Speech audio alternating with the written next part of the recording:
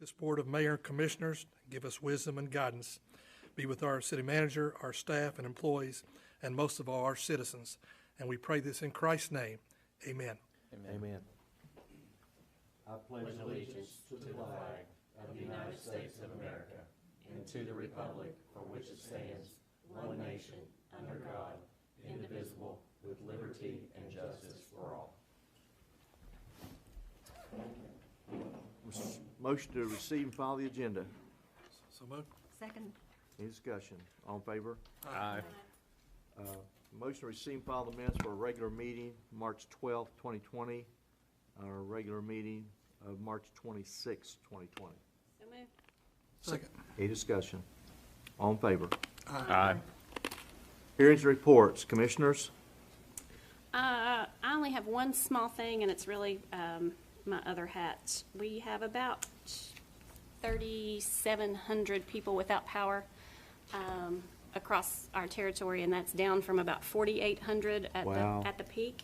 Kentucky Power is out in our neighborhoods trying to get power back onto as many people as possible. I would encourage anyone who's without power to go to KentuckyPower.com and report that, because that gives Kentucky Power a great idea of who's actually out and who's not. And the way that power is restored, they go to the largest areas that are out first and kind of work their way down to the smaller parts. So good idea to get your outage on that list. Yeah, you bet. So that's all I have. Anybody else? Want to make a few comments, hopefully on behalf of the commissioners too. I feel like I've been doing a few spots on My Town TV, and mostly to try to show support, for our citizens and let them know that we're trying to do everything we can, anytime we can, to ensure safety and keep services going to them. We have so many businesses closed. We have so many people out of work. And I'm not really sure when it's going to change. When you watch the national news, I try to pay more attention to the medical field and the scientific field on this, which when these pretty learned people say they don't know, there's just no way to predict at this point because we never had anything like this. Obviously, addressing it with therapy and vaccines is the only way you get something like this under control, and their guesstimates are 12 to 18 months for developing one, test it, and make it safe, and then it works. And then we hear from learned medical people that one of their major fears is that it will reoccur in a cyclical manner as early as this fall or maybe next spring. As I've said on a couple of those public service announcements I've done, I've been around a long time and I've never seen anything like it. And I guess I'm glad I'm not in school business now, for sure. But it's something, who knows? And we have a guess as good as anybody's, I guess. But what I want to say is we're in desperate times that call for desperate measures. Obviously, I didn't coin that, but it's certainly apropos in the city of Ashland. We as elected officials up here are temporary trustees of the resources and revenues of the city. Our citizens own this business that we operate. They own the water plant, they own the sewer plant, they own the sanitation trucks that go by, and I might add this morning I'm very proud of them because, you know, I've been home so much, I get down here a little bit in and out like everybody else is doing, kind of slip in, you don't bother anybody and get out. But you forget what day it is, and I certainly do. I can't remember what day is what, but I was letting my dogs out about 5:30, 6 o'clock, and I heard the garbage truck, sanitation, and I thought, no, what day is this? And my pickup's Fridays, of course, and then it hit me, Reverend, it was Good Friday. Yep. So if you're a native, you know that they're off on, and so they bust their butt to get it on. And I went to my front door to look. I could see them a couple doors down. I thought, I don't know. I had to get dressed, get shoes on, which I did. And I thought, well, if they see me with the light on, I mean, you just know how our sanitation workers are. People, any survey you send out, our people say, number one. Number one. And they are. They're outstanding. No offense, Chief, but, you know. Anyway, they saw my light. By the time I opened the garage, went out to go get my back gate on that side where the garbage can is, I have to put a little clip in here because one of my rescue dogs figured out how I can reach up there and flip it open. My pedigreed Pyrenees, she didn't have a clue. But my mixed shepherd, he can figure it out. So I put this little clip in there all the time. And so I come around the corner, it's pitch dark, and here's one of my sanitation workers. He said, Mayor, and they already have everything out there. And I had a big cardboard box and everything I usually have everything out front like all my neighbors. And he said, Mayor, I hope I check your gate. I think I got it clipped for you. I mean, they just know things like that. But as I looked down the neighborhood, they weren't missing a beat. They were heading behind everybody's house because all of my neighbors forgot to put it out last night. And that's, again, is just another sign of the kind of services those guys give us. And I'm so proud of them. But I mention that because I don't want to forget. I thought about this morning. I've got to recognize them in some fashion. But the sanitation department belongs to our citizens. And I guess that's, again, why they're so proud of them. The city's theirs. The government's yours. And to receive the necessary services of our city. The city's much like your home, like all of us are doing now. You're looking at ways to streamline, refine, so forth. We have so many people in similar situations and not so similar. They're figuring out how to go to the grocery store next and how to pay utility bills and so forth. The city has to have those fees and revenues to continue to operate, but as you'll see the city manager's report, we're going to extend, late payments, and we're going to do everything we can to help those that are having tough times. Those of us who can pay on time, let's try to do that because there's, I want the public to know that, yesterday I read a blip on Lexington, Kentucky, and of course they have close to $140 million budget a year, but they're multi-millions that they already know they're going to lose the rest of this budget year. And our finance department is working very hard right now. As the rest of you, we work together to direct them to come up with every way possible for us to operate more efficiently and more prudently.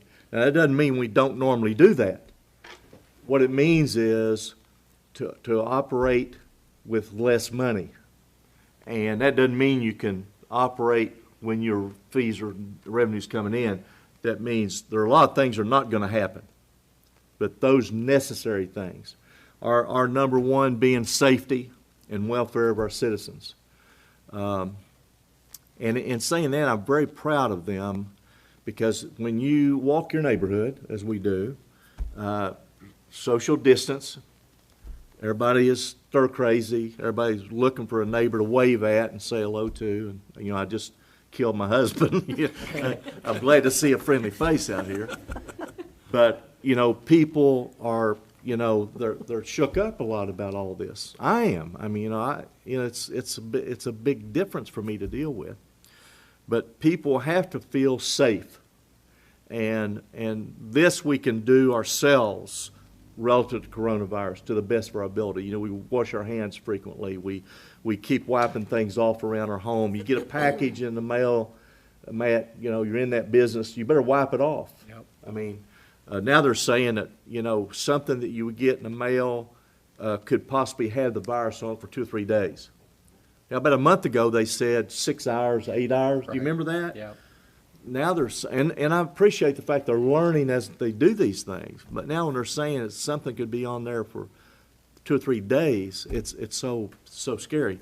But anyway, we will continue to provide the very best in safety and welfare with our police and fire department and our public works department that ensures the safety of the roads and sidewalks and all of our facilities. Our water and sewer department will continue to fix every leak and keep the water on and the sewer flowing, and our sanitation department is going to show up like they always do. Those necessary services that you have to have are going to continue, and it's our job to put the stopgap in areas that we can relax on a little bit, and for instance, some of the reductions I think the city manager is going to go over with us a little bit, or I'm not trying to steal what he has, or things we've been talking about for the last 2 weeks anyway, of seasonal workers. Seasonal workers are very important to our operation, but not that important in regards to the provision of services to our taxpayers. And any retirements that we have, people quit their job, whatever the case may be, we're holding those. There are positions open now, and we're not doing anything with those. And I've asked the city manager, which we're usually in that line of fire, obviously, but I want to emphasize that before any positions are filled, any changes are made, it's got to come through us to review. Obviously, we got budget time coming up very soon. Our finance department's already working on it. I think all of us have already had at least one meeting on our budget. It's going to be quite a task for us. It's, as we've said before, probably the single most important thing we do each year is the budget. It's how we operate. We're temporary trustees, the 2 years, the 4 years, whatever it may be, to ensure that we are prudent, efficient, and we're aggressive in doing the right thing with every dollar of our taxpayers' money. And you all reflected that to me the entire time I've been here. That's nothing new. I want to say that we will reduce and streamline in every department. The city manager and I have met several times on this.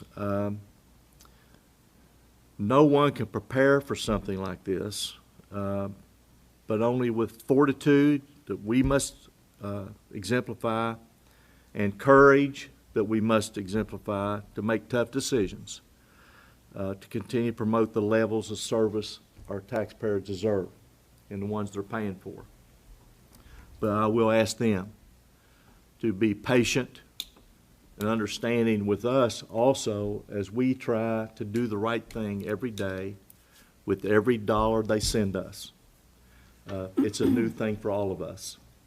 But I have requested that the city manager and the finance department work closely to come up with all areas within the budget that we can possibly reduce. And they are working on it now, and I think he's already implementing some of these things.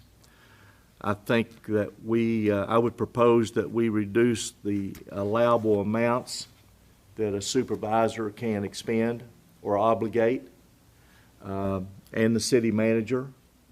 And there are certain bills that have to be paid by the city too, and those are the normal course of events. Anything big is going to come in front of us anyway. But I want us to be in control of our destiny here on behalf of the taxpayers. I know the manager understands the position of elected officials with him as our lead man, and he's been in agreement on all this. And I would ask that he, as the personnel leader, and I know he meets frequently with his staff, but I want him to reverberate that among every department in the city, that I want our departments and the people in the field to look at every way they can to help reduce. You know, if there's some wasteful activities, let's all be on a team together on this. You know, all the signs you see in New York, we're in this together. We say that when we're coaching and playing ball. We're all in this together. Well, we're certainly in this together as the leaders of our city to reflect to our citizens that we're at it every day, and it is something that none of us have dealt with before. But on the other hand, all of us throughout our life have dealt with tough times at home in making payments and meeting bills and all that. This is something that's on everyone. And the hardest hit is our business community. All the closed businesses, some of them may never reopen. You know, it's what a hit they're taking. You know, when I was watching on the national news, and I don't know that anything has trickled down yet to any of our people anywhere in the U.S. because they're interviewing in other communities. Nobody's seen any of this $1.5 trillion that's supposed to be coming in. In fact, to the contrary, this morning, you know, one of the governmental officials said that actually it was a congressman said he didn't expect these $1,200 checks, these immediate life rings. He didn't think they'd get out around the country till August or September. And I know that's not it wouldn't be a check that's gonna, but it may not have a lot of permanence, but it's certainly gonna have an impact on a lot of our people. So with that, then you know, we have this vast number of people off work, and our major source of revenue being occupational tax. Our largest employer, King's Daughters Medical Center, you know, has gotten in a position where they've had to furlough some employees. You know, they're doing an unbelievable job towards the coronavirus, you know, and providing testing, and you know, they're so, Christy Whitlatch has done an excellent job in organizing that. But in turn, a lot of things aren't being done. A lot of elective stuff, which means a lot of patients aren't going to be coming there. There are a lot of doctors maybe having less done that they need to do and so forth. Anyway, the bottom line is, I don't think they're going to have the occupational tax that we've enjoyed in the past from the largest employer. So, you know, city government is really going to suffer the effects from everybody else suffering too.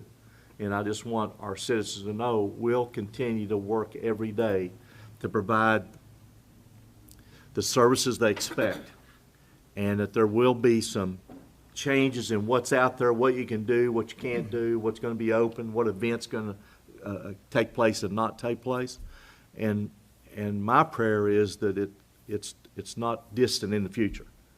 I'm not going to even say something like real soon or maybe early summer. I just foresee this as a longer term than anybody's willing to accept.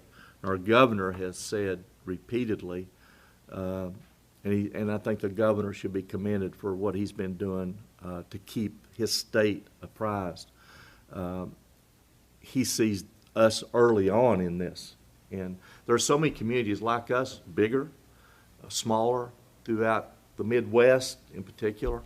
When you see that map of where it's really heavy, you see all of these farm states that really hadn't made, because there are not very many people there.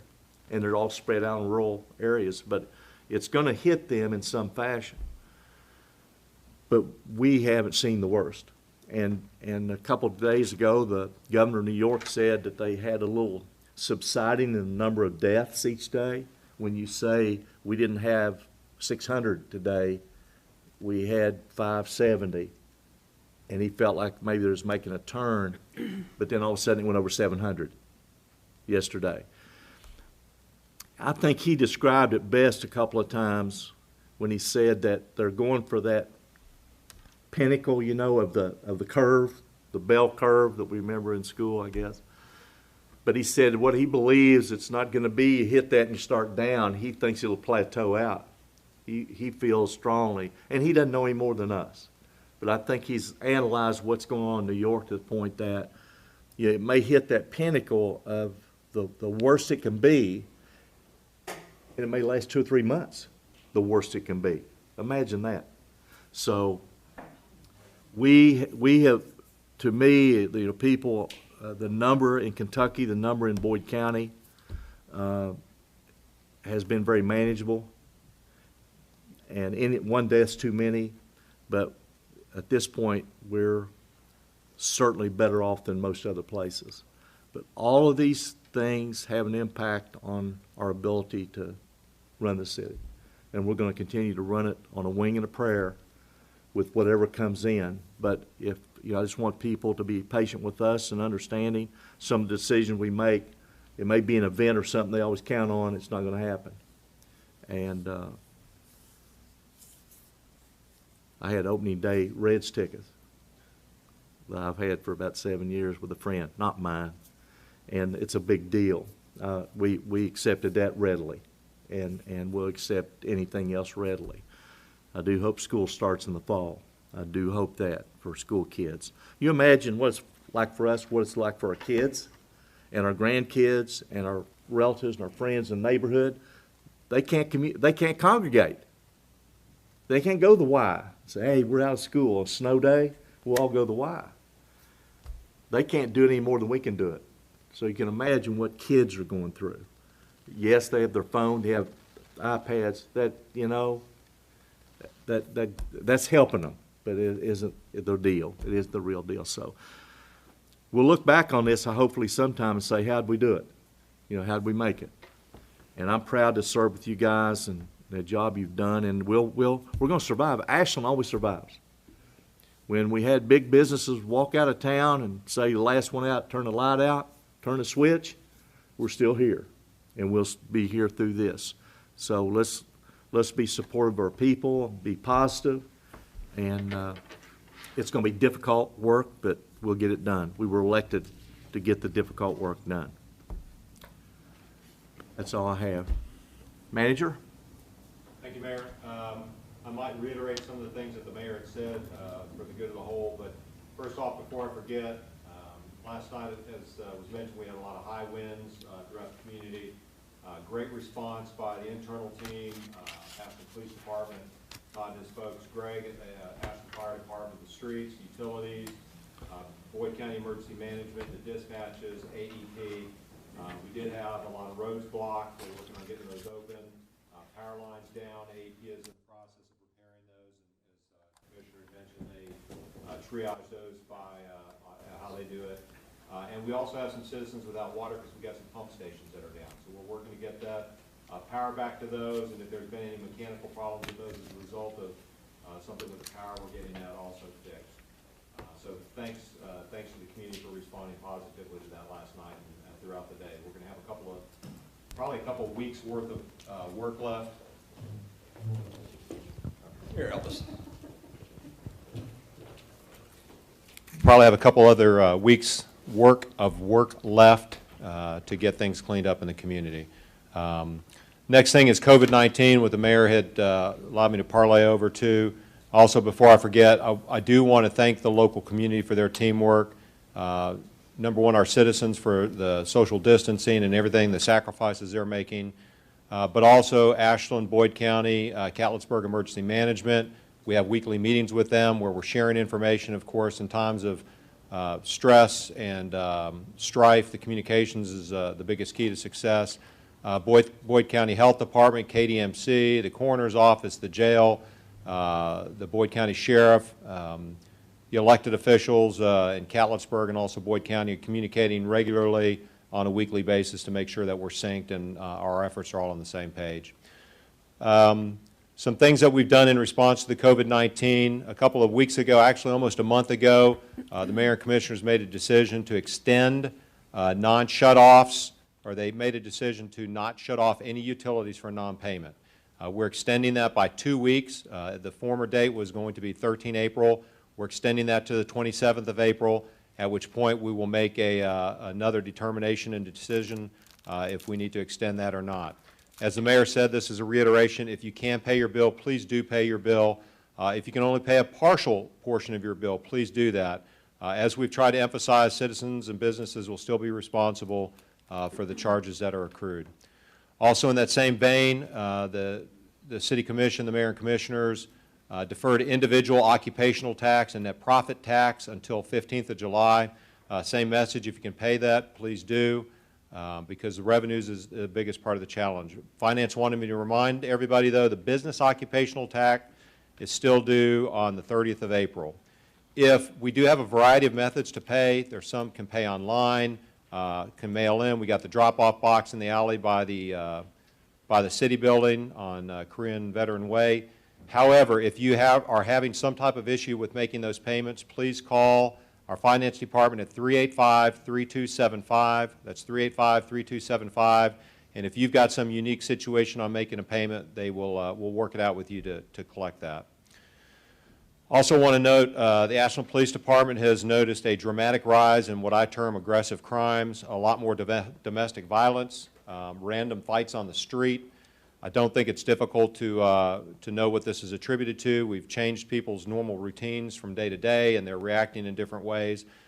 Just a note to please keep an eye on your neighbor, on your family. Realize that this does have an impact, and sometimes it results in aggressive crime. So our police department, as the rest of the city, is pretty stretched right now, and we could really use help in not having to deal with those if those situations can not occur at all. Other things we've done, we've adjusted a lot of daily operations, and Mayor and Commissioners, if you want to, I can go down through the litany, but I think we've published the list of the things that we've reduced or stopped. I'd be glad to dive into that. Some things like the city building being closed, the parks being closed, and through the necessity of dealing with the coronavirus. We've also internal the city building. We've done where we can, had employees work from home. We have shift schedules. The directors have been very creative on that, trying to enforce social distancing and cleaning in the building and all the other facilities. We've got a very effective use of Skype meetings. I hold a daily meeting with the directors and the special staff. These are critical, I think, to our continued being able to react to things as they come down. I'm very, very proud of everybody on the city staff and how they've adapted to this. They've been nothing less than magnificent. Finance is working diligently to estimate revenue, and really I think the best analogy is trying to nail Jell-O to a wall. It's a historic challenge to try to figure out what our revenue is going to look like. And if you just do a search on the internet, you look for communities. I know Finance has educated me on some of the research they've done. Major city north of us is saying we're estimating a 20% revenue drop. So like the Mayor said, we will not reduce safety to our citizens. But some of the services that you expect on a timely fashion, for example, cutting grass in the park, it may be a little bit longer than it normally looks. We're not going to let it get to the point where it becomes unsafe in itself, but I think that's a good example of a service that may be reduced. Or response times in other areas for non-emergency life, health, and safety. So very proud of what the Finance Department has done and what they're trying to put together. As the Mayor mentioned, we drafted a list of things that are going to be pretty tough decisions, and we'll develop that further, and when we're ready to announce that, we'll announce that. And Manager, whenever, we understand that the Finance Department's really under the gun. There's no better two people than I want handling us under the gun as Tony Grubb and Michelle Veach. But when they get approximations, for instance, on monthly income coming in and what they're if they can even project between now and June 30. Tell a little bit about, I guess, just by looking at the number of businesses closed and so forth, but I know that's kind of hard to put their finger on. But, and also, I didn't mention, but, I talked about seasonals and all that. And these are important people because they do the extra stuff for us to make everything look good downtown. But if it's not a necessary mandated thing, but look at retirements coming up and make sure you notify us of people retiring. If we, there'll be some people that maybe need to take on additional duties and keep a position vacant, I guess is what I'm trying to say. Desperate times, and I think our employees need to recognize that too, that we all need to pitch in and sometimes to help bridge the gap and put their thumb in one of the holes in the dike as we're trying to get through this. And Mayor, that was actually my next point, was on staff reductions, and that's it's the toughest one to do. I mean, it's just like what the community is suffering right now. They've lost their jobs. There are certain seasonals that we'll keep on because they're filling encumbered positions, or excuse me, authorized positions. They haven't been hired full-time, and a lot of those are in the bus department, in the bus system. But we are also looking at furloughing personnel and the staff. We're working collectively with the staff right now to identify those positions that we don't drop those crucial services. What are the services that we can defer? Again, I want to reemphasize this. The staff is working really hard to try to get our arms around this collectively. I think it's been good communication. I also want to point out Susan has worked a lot more than she normally does, and she normally works a lot of heavy hours. She's been a real glue for us on the third floor, and I wanted to publicly recognize her for the effort she's done. I do ask the staff daily, what are the services that we're not providing that we're getting reports on? We're not getting reports on not providing services at this point. And so I do want to reemphasize to the community, if we hear those reports, please share them with us. The number to the phone tree to get to any department is 385-3400. The number to my office is 385-3303. To the mayor and commissioners is 385-3300. And we've also, Commissioner Perkins and I were exchanging some texts. He's received a lot of notifications and things from citizens, and we appreciate that. We'll triage those appropriately. And also, I want citizens to know that we can still use How Can We Help. If they are uncomfortable with going online and using that, you can call up the 385-3300 number, and Connie will put those things in, and it will get down to the staff to execute. But Mayor and Commissioners, unless you have any questions, that's everything I wanted to cover with you all in the community. Are there any immediate or real short-term areas that we're doing away with, that not in the city, but events or anything on the calendar that we should at least? Thank you, Mayor. We've canceled all city meetings for April, and that's code enforcement, all that type of stuff. Obviously, how we're doing this. First Friday was canceled for April. I think it's safe to assume that it's not going to happen in May either. It's one of the reasons we pulled it off the agenda for right now. And I think has been publicized before, Summer Motion has decided not to have the event this summer. And off the top of my head, those are the big events that I can think of. But we're not planning on opening our Dawson Pool for the summer. We usually open it sometime in May, I think. We normally do on Labor Day and Memorial Day. I always get those mixed up. Normally do on Memorial Day, and that is absolutely one of the things that we're looking at right now on one of the recommendations. Anybody have a question? It's minor, but I did get some reports yesterday of some congregating at AK Steel Sports Park. And if we could possibly look at maybe taking one of the signs at Central Park, putting it up there, maybe some cones to. Okay, I thought there was one up there, but absolutely. It could be gone. Yeah, after last night, we have to check them all. Yeah. Yeah. There's been, and I do, Commissioner, thank you. Everybody knows how crucial the social distancing is. And I do think, and we've made this point since I've been here, our 911 responds to everything. It's not just emergencies. And I think there's been a little bit of frustration anecdotally in the community on responses by the police. Please know I've got 100% confidence in our APD to respond to the highest threat first. It's really one of the reasons why I mentioned the response to domestic violence and other, again, random fights breaking out on the street. I mean, just, it's bizarre, and it's a sign of the times.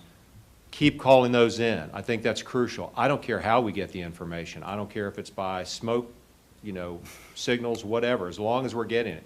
If it's from mayor commissioners, if it's from how can we help, if it's from a phone call to Connie, if it's through 911, we just need to know that. I've got a world of confidence in the staff to triage those and respond accordingly, and those are gold, Commissioner. We appreciate that, and we'll definitely react. Okay, thank you. I'm going over here. And Mayor, just to add one of your points too, about retirements and so on, I think the city manager's already put in a hiring freeze, and vacant positions have not been filled at this point in time, and there would be, unless there was something that threatened public safety, healthy, that sort of thing. So we've got that, and the closures, there's going to be a formal recommendation the city manager is working on to all y'all, and probably for the next meeting, things that will extend all throughout the summer and through the next year. What I had to discuss with you at your all's request was the proposed chronic nuisance ordinance. This is not on the agenda for a vote, but I think the idea was that we probably wanted to have some discussion of it at this meeting, given the fact that we don't have the public here, and as a way to get the public some knowledge of what we're going to be looking at in advance. The purpose of this, I guess, is to deal with issues that arise in a police enforcement arena, to provide an additional tool to try and deal with properties that have just repeated occurrences. And this is not, I think first we have to understand, the first thing to understand is this is not about neighbors whose grass gets too tall, who have parties and noise late at night. This is to deal with serious issues. Those things all have code violations or noise ordinances or barking dog ordinances. Those can be dealt with in another arena.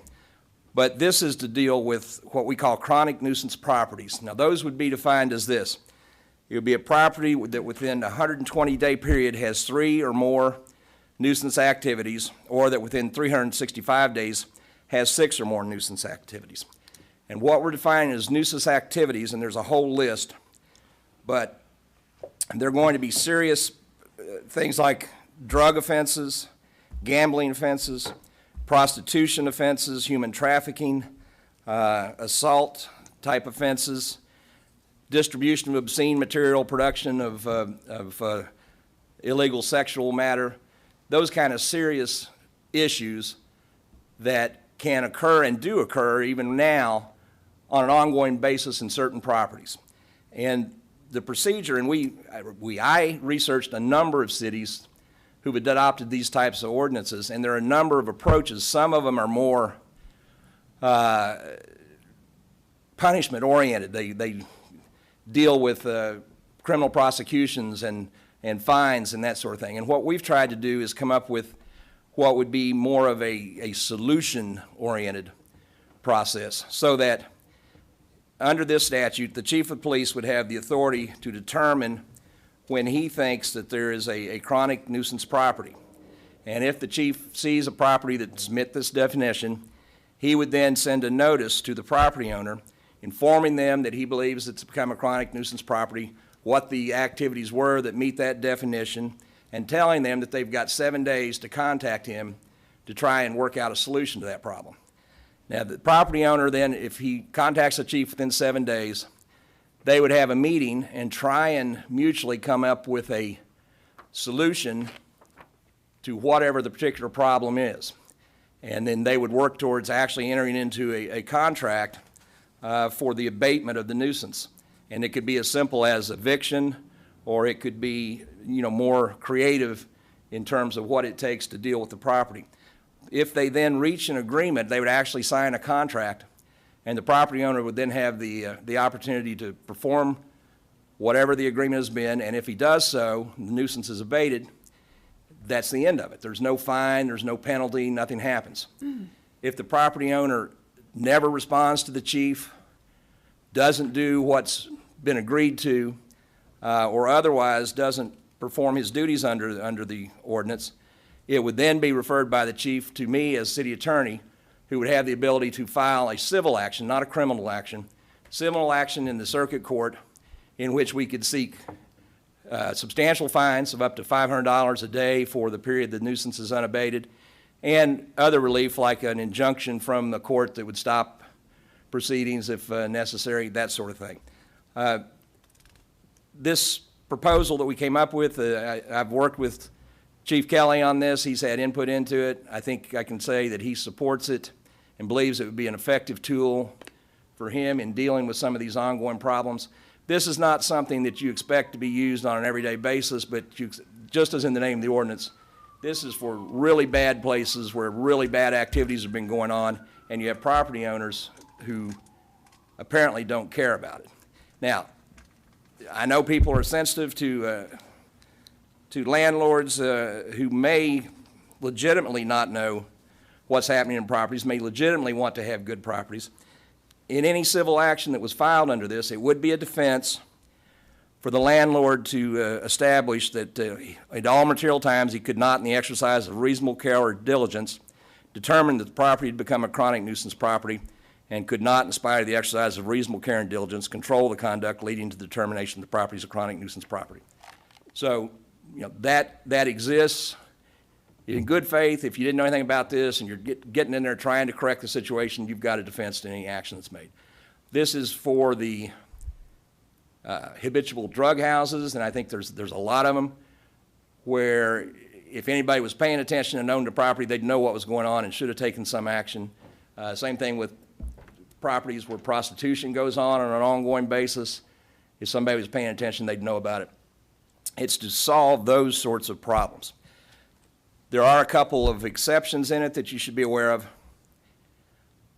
These types of ordinances have not been without controversy. Some of the ordinances that the triggering mechanism was just a certain number of 911 calls, 3 911 calls from a particular property in a particular period of time, came under some severe criticism, especially with respect to domestic relations issues, domestic violence issues, because there was a feeling that a victim of domestic violence would be chilled from making those types of calls because reporting the violence against the person might lead to their eviction or something on those properties. So this specifically exempts domestic violence from our statute, so that that's not going to be an issue. And that's the way we've dealt with that. As a companion to this, we also have a proposal that would require the owners of rental properties to register those properties with the city. It would simply say that you would register a rental housing unit by its address with the name and mailing address of the owner, and if there's a manager of the property other than the owner, you'd give the name and mailing address of that person. This is just so that to enforce the chronic nuisance property, we have to be able to know what properties are rental properties and who they're owned by and or who are managing them. It's nothing more than that, but it's part and parcel of the overall scheme.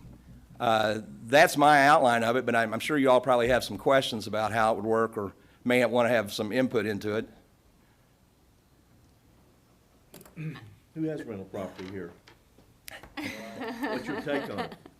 Well, you know, I do have rental property, and I do think as much as I'm at my properties, I do not know all the time of what goes on, and I would just want to look things over to make sure that if 911 calls are being made to in regards to illegal activity or potential illegal activity, that we have some mechanism to alert the property owner. I'm going to jump in here whenever you finish, and I'm going to. So that the only time I find out about this is when I'm served a summons to court. You know, Well, it wouldn't work that way. That's sort of the beauty of this Yeah. system, how it would actually work. And just using you as an example, I'm sure it would never happen with any of your properties, but if something was... I hope not. Well, yeah, but if something was going on that you didn't know about, what would Right. happen was you'd get a letter from the chief who would say, we've had evidence that these activities were taking place on your property. Within 7 days, please contact me.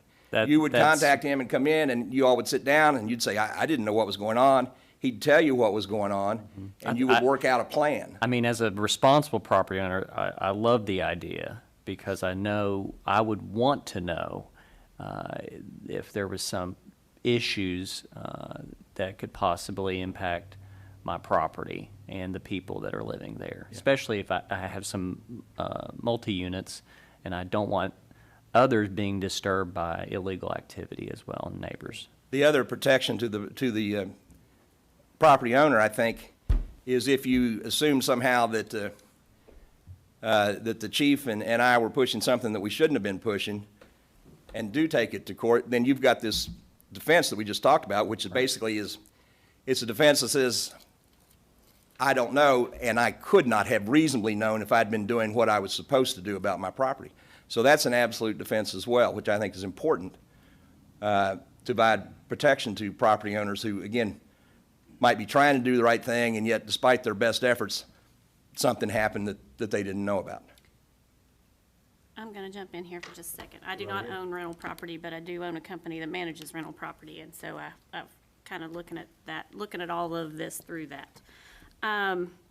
I have a couple of questions, and first let me say, I think you guys have done a great job in trying to get to a place where our property owners are protected as well as the citizens around those properties and the people who live there. So I'm not throwing stones. I just have a lot of questions. On this ordinance, and I'm gonna sort of go with Commissioner Perkins on this, and I know you said it's not calls to 911, it's that's not how ours is written. No.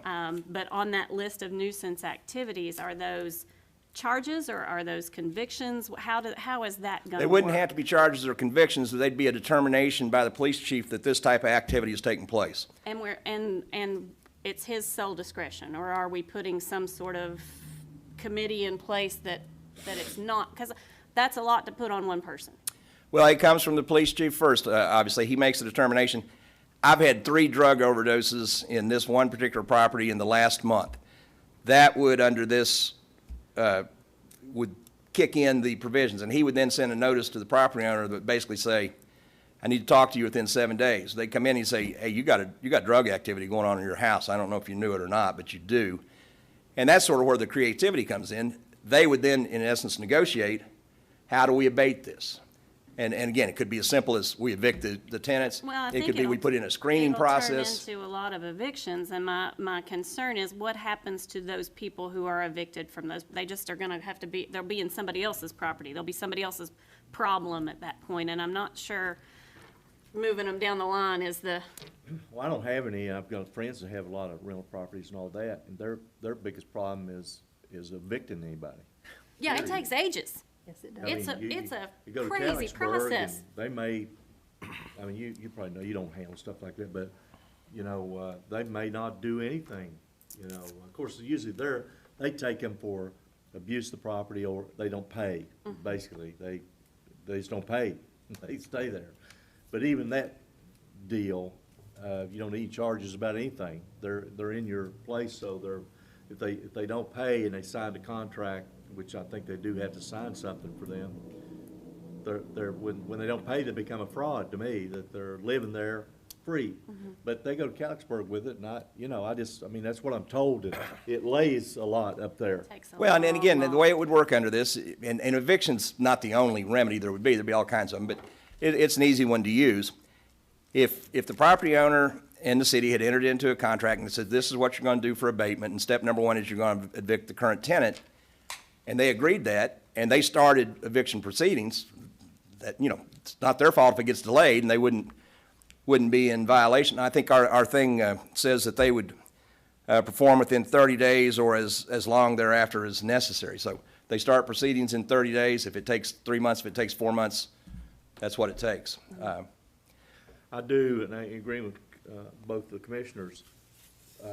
We have to have something to protect the adjacent property owners that call me, and say, you just drive by and take a look next door, with the dilapidated condition couch on the front porch, or it's, a washing machine's been in a side yard for 3 months, and, you know, the owner, you know, some of the owners aren't attentive, as long as they're getting their rent. Yeah. I mean, they're out there, All come code on, I mean, I'm not gonna name anybody, I don't really know them, but they're out there in our community, you see it when you drive around our town sometimes.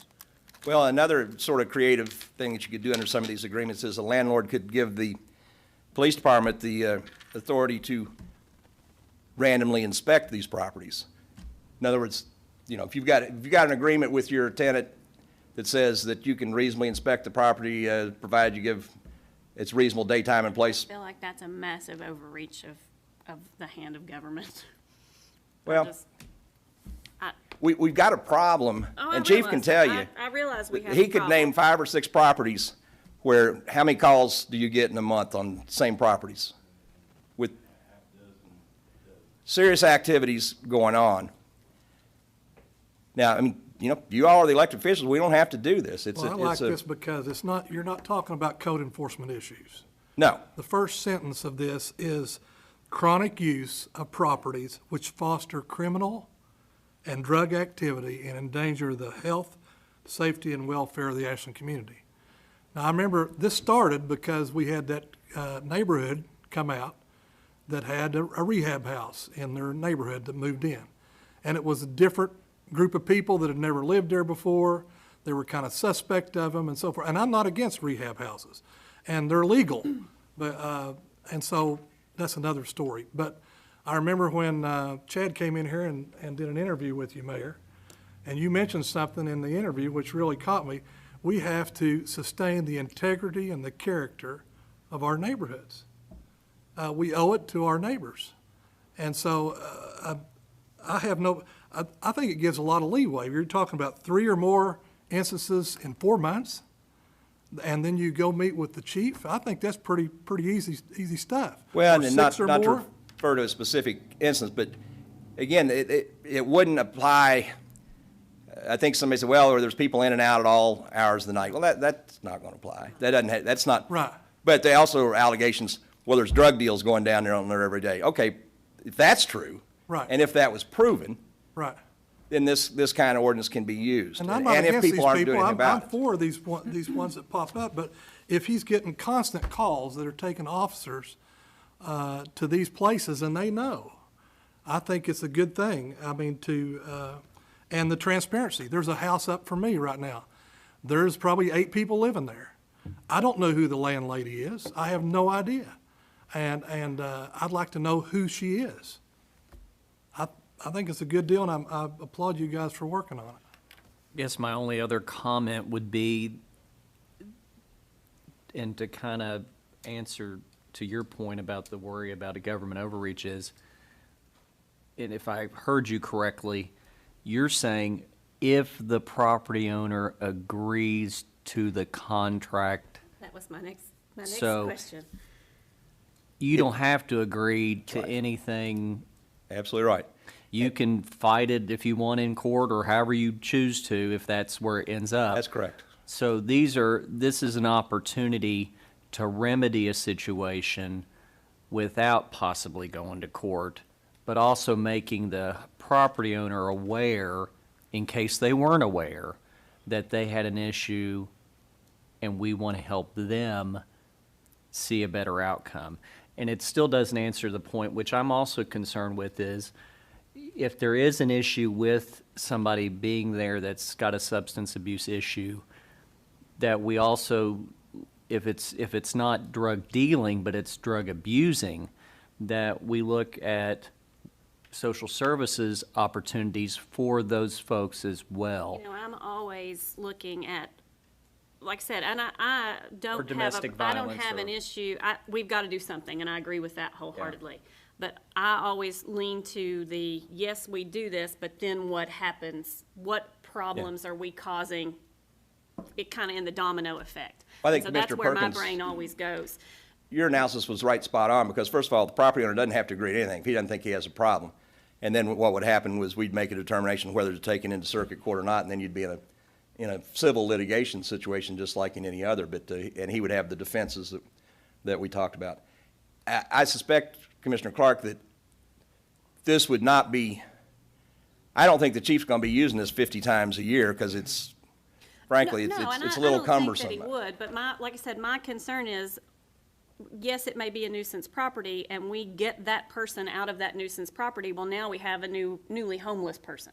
Or we have a nuisance moved to another property. And we're not gonna solve the drug problem or all criminal They might move out enterprises of by town, doing too. this. Yeah. But we are at least move identifying out of certain town. properties that it's been congregated in this problem.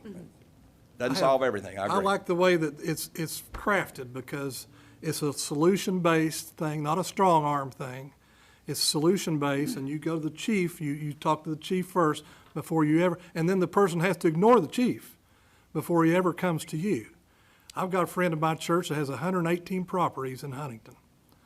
And Huntington passed this, something similar like, he loves it because it gives him teeth in his process. And he tells the people, this is not going to be a nuisance property, you know. Well, that was the concept, because some places just made it a misdemeanor and a fine, and you do this and bang, we charge you, and we are looking at a solution-based alternative. Here's what we're trying to Like I do. said, I like the way that it's crafted. I'm trying to get in my brain, are making sure we're not gonna cause another issue behind it. That's Well, just it's my like fear. everything else, sometimes maybe you need to implement something to see how it's gonna work, and Right. I'm sure there'll be adjustments after a while. You can't give a shotgun approach to every issue like that, but we all agree, we've talked about it my whole term, I guess, of what are we gonna do about all this stuff. I think it's worth implementing. I like this iteration of it better than anything we've seen. Well, and listen, this is gonna, if it's adopted, this is your all's thing. So if you look at it and you see some things you'd like to talk about maybe changing, call me. I mean, it's, you know. I think the strongest point of it too is the engagement with the police department, because a lot of times you don't know what you don't know. And I think this opens a dialogue with the chief and his team, and I think it gives citizens the opportunity to get to know their police department better. And I think having that kind of line of communication open is helpful. Okay, that's all I've got, unless you all got any more questions. Thank you. Just one housekeeping matter, Mayor. I think we need to do a motion to receive and file the notice of special meeting, right, Susan? Motion received, file the special notice we all received at home. So moved. Second. All in favor? Aye. Ready for old business? Thank you, council. We're ready. All right.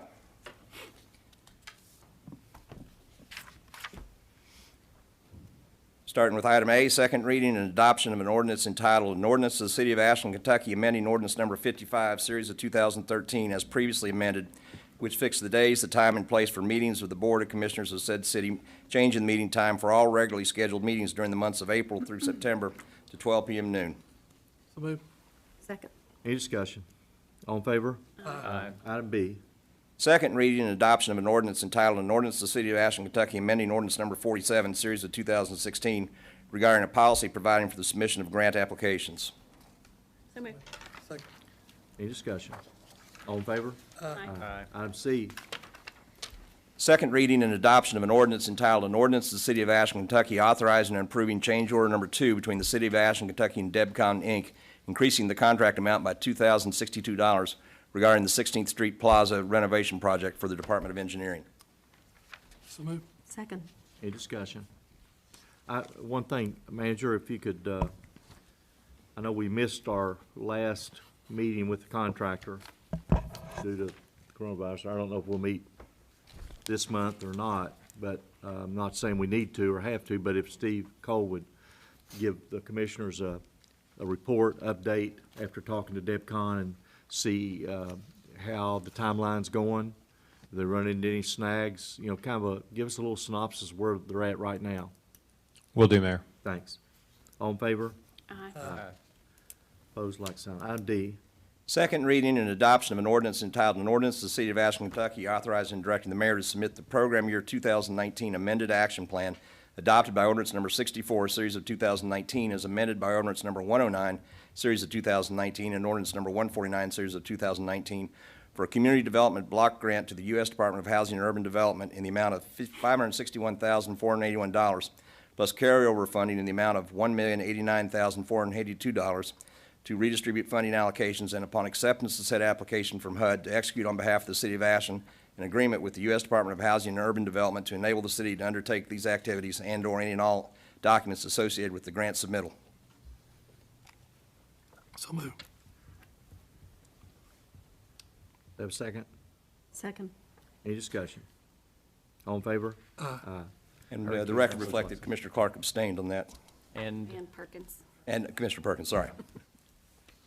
Item E. Second reading and adoption of an ordinance entitled, "An Ordinance of the City of Ashland, Kentucky authorizing the submittal of the analysis of impediments to fair housing as required by the Department of Housing and Urban Development in order for continued community development block grant and housing choice voucher funding for the City of Ashland Department of Community and Economic Development."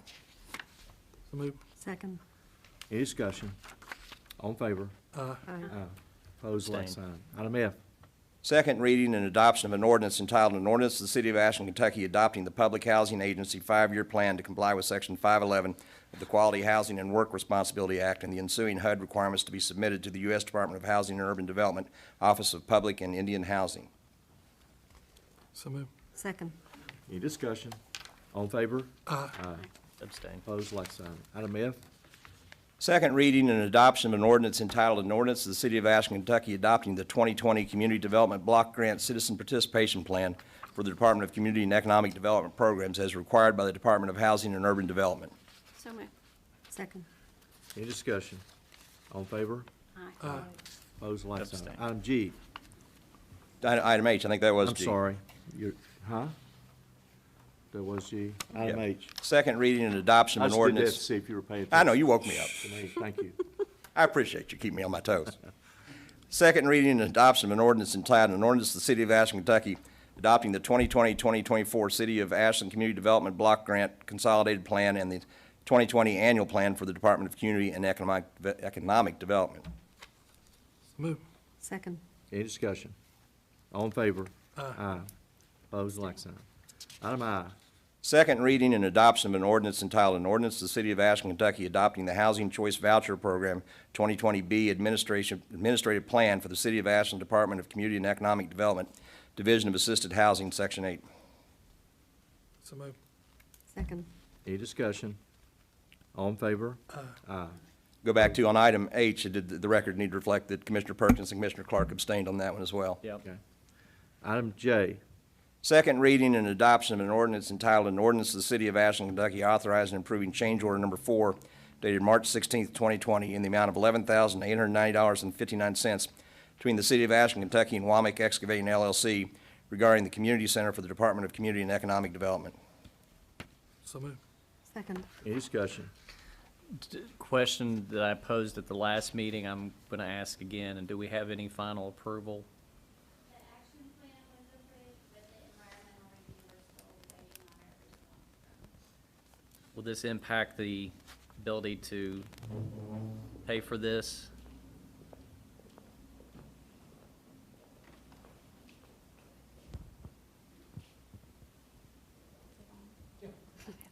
It possibly may, but at this point, we're not sure because the environmental review isn't back. Should we not just wait then before we make this final authorization for payment? Well, the work's been done. It has to be paid. The work is started. This change order hasn't started work yet because it's not approved by you all. Okay. So this work itself has not been done. What is that work specifically? We're required to put in an ADA handrail up the sidewalk and make adjustments to the water line going to the building because we had changed the interior design of the building. Okay.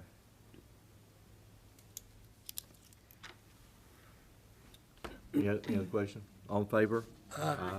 Opposed, like sign. Item K. Second reading and adoption of an ordinance entitled, "An Ordinance of the City of Ashland, Kentucky authorizing and approving change orders numbers 1 and 2 between the City of Ashland, Kentucky and Bristol Cone Ventures 2 LLC, DBA Falcon Structures, increasing the contract amount by $6,475, regarding the community center project for the Department of Community and Economic Development. So moved. Second. Any discussion? All in favor? Aye. Aye. Opposed, like sign. Item L.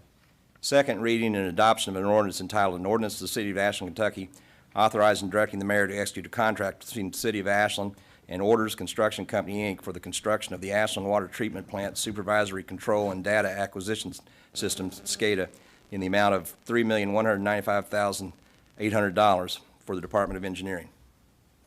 So moved. Second. Any discussion? All in favor? Hang on, I'm sorry. Okay. I So the- appreciated Steve Cole, his email to this that Yeah. broke things down. I Yeah, there was, appreciate that. there was a lot of good information in that to help us understand, but I also want to ask, and we probably won't get the answer because I don't think anybody from finance was here, but the bond funds, maybe you do know, what are we looking at timeline to get from the bond application to bond approval to actually pay for this? That flash to bang time of submitting to approval? Is that what you're asking? Yes. I don't know what that timeline is. I get the impression that it's pretty quick. I think was mentioned in and I hate to say it that way. I've not been advised by finance that there's a long time delay. I don't think there's anything associated with the COVID right now that would The only delay other it. thing I worry about too, and it's back to the mayor's point about extenuating circumstances with the finances of our city, our ability to get a favorable bond during this time. Is any city or county going to be able to? Finance is very confident that we'll get a very favorable bond. The rates are incredibly low right now. Almost zero. If not, Yeah. very close to Right. it. And so it's one of the reasons, it's one of the positive reasons for doing this right now. Sure. And Commissioner, I think both this one and for the good of the community, where we're going with the water filtration, at the very top of our needs list, and we've got a one-to-end list through through utilities and engineering.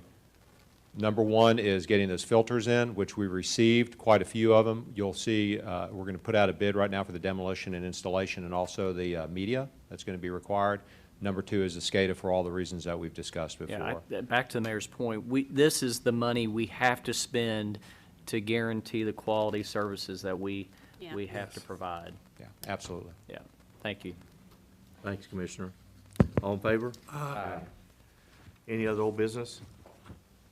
Consent agenda? A resolution of the City of Ashland, Kentucky adopting, authorizing, and approving the course of action presented by the city manager on the items appearing on the consent agenda for the special meeting of the Board of City Commissioners of April 9th, 2020. So moved. Second. Any discussion? All in favor? Aye. Opposed, like sign. New business, item A. First reading and approval of an ordinance entitled, an ordinance to the City of Ashland, Kentucky adopting the amended medical care plan and summary plan description for city employees and for fire department union adopted by ordinance number 46, 2012, and previously amended to meet the requirements of the Families First Coronavirus Response Act. So moved. Second. Any discussion? You want to explain that briefly? Well, very briefly, it's to do the same thing with the fire department, who's under separate hospitalization plan that we've already done for city employees that's mandated by the federal government, and that's increasing the coverage available for treatment of coronavirus, and then, of course, in the city, we had the additional 80 hours of sick leave and so on. So Okay. it's federally mandated. Okay. All in favor? Aye. Opposed, like sign. Item B. First reading and approval of an ordinance entitled, an ordinance to the City of Ashland, Kentucky authorizing and directing the mayor to submit the FY 2020 grant application to the Federal Transit Administration on behalf of the Ashland bus system for operating costs, preventive maintenance, paratransit services, maintenance payroll, capital expenditures, and CARES Act expenses, and further authorizing and directing the mayor to execute any and all documents necessary for the implementation of this grant. So moved. Second. Any discussion? All in favor? Aye. Opposed, like sign. All in favor? Aye. C. First reading and approval of an ordinance entitled, an ordinance to the City of Ashland, Kentucky authorizing and directing the mayor to accept the proposal of Blue Water Kentucky LLC in an amount not to exceed $40,000 to conduct a water quality study for the Department of Utilities. So moved.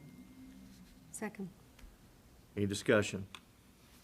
Just another one of those state requirements of of this whole? Mayor, this is associated with the agreed order that we had last year, that we had to do a water quality study. It was already supposed to have occurred. We did negotiations with the state to get this extended, because I think what we formerly understood to be the requirement was much less than what was actually required by the state. And they, per our discussions with them, they're pretty excited about this, the way we're approaching this.